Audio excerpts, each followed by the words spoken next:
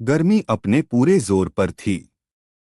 दोपहर का समय ऐसा लगता था जैसे सूरज आग उगल रहा हो। शहर की सड़कें सूनी पड़ी थीं और हवा भी जैसे थम गई थी।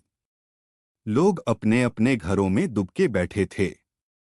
शहर के बीचों बीच एक छोटी सी दवा की दुकान थी, धन्वंतरी औषधालय। इस दुकान के मालिक थे वैद्य हरिप्रसाद।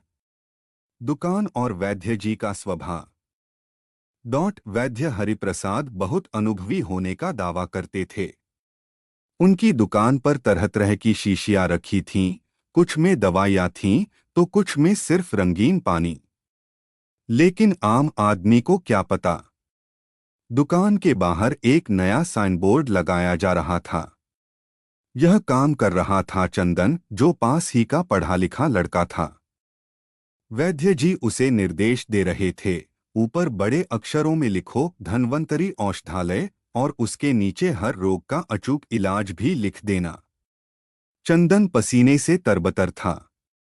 उसने धीरे से कहा, वैद्य जी, ये काम किसी पेंटर से करवा लेते तो अच्छा रहता। वैद्य जी तुरंत बोले, अरे, पेंटर 5 रुपए मांग रहा था। इतना खर्चा कौन करे। तुम अच्छा लिख लेते हो, बस तुम ही कर दो।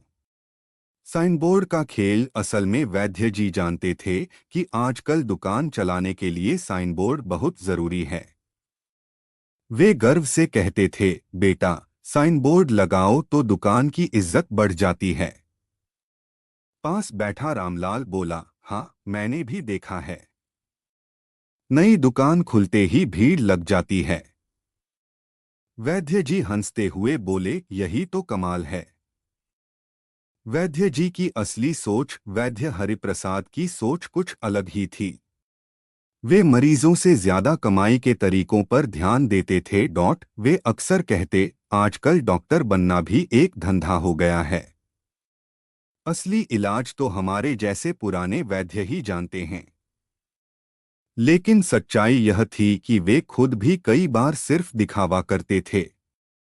एक ग्राहक का आना, इतने में एक आदमी दुकान पर आया। वह रेलवे में काम करता था और बोला, वैद्य जी, मुझे मेडिकल सर्टिफिकेट चाहिए, छुट्टी के लिए। वैद्य जी तुरंत समझ गए कि यह आदमी सच में बीमार नहीं है। उन्होंने गंभीर बनते हुए कहा, देखो भाई, यह सरकारी काम है, रिस्क होता है। 4 रुपए लगेंगे। वह आदमी बोला, थोड़ा कम कर दीजिए।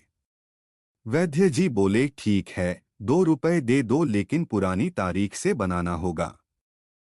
अंदर की सच्चाई, वैद्य जी ने रजिस्टर उठाया और दिखावा करने लगे कि वे बहुत व्यस्त हैं। असल में वे सोच रहे थे, आज एक भी असली मरीज नहीं आया। गर्मी इतनी तेज थी कि दुकान में बैठना मुश्किल हो रहा था। चंदन ने कहा, वैद्य जी, अब तो दुकान बंद कर दीजिए। लेकिन वैद्य जी बोले, नहीं, एक आदमी आने वाला है। उसने कहा था। इंतजार और बेचैनी, समय धीरे धीरे बीतता गया। बाहर धूप कम होने लगी, लेकिन गर्मी अभी भी बनी हुई थी। वैद्य जी बार बार दरवाजे की ओर देखते, शायद कोई मरीज आ जाए। उनकी आंखों में उम्मीद और बेचैनी साफ दिख रही थी। थकान और सच्चाई, आखिरकार थककर वे कुर्सी पर ही ऊँघने लगे। पास की दुकान वाले बच्चन लाल ने आकर पूछा, अरे वैद्य जी, आज खाना खाने नहीं गए। वैद्य जी ने जवाब दिया, बस एक मरीज आने वाला है, उसी का इंतजार कर रहा हूं। लेकिन अंदर ही अंदर वे जानते थे, कोई नहीं आने वाला। कहानी का सार, साइन बोर्ड लग गया था, दुकान भी सज गई थी, लेकिन मरीज नहीं आए। वैद्य जी समझ गए कि सिर्फ दिखावा करने से काम नहीं चलता, असली भरोसा मेहनत और ईमानदारी से बनता है। मोरल, सीख, दिखावा और झूठ ज्यादा दिन नहीं चलता। कामयाबी के लिए ईमानदारी और असली ज्ञान जरूरी है। सिर्फ बाहरी सजावट से नहीं, अंदर की सच्चाई से पहचान बनती है।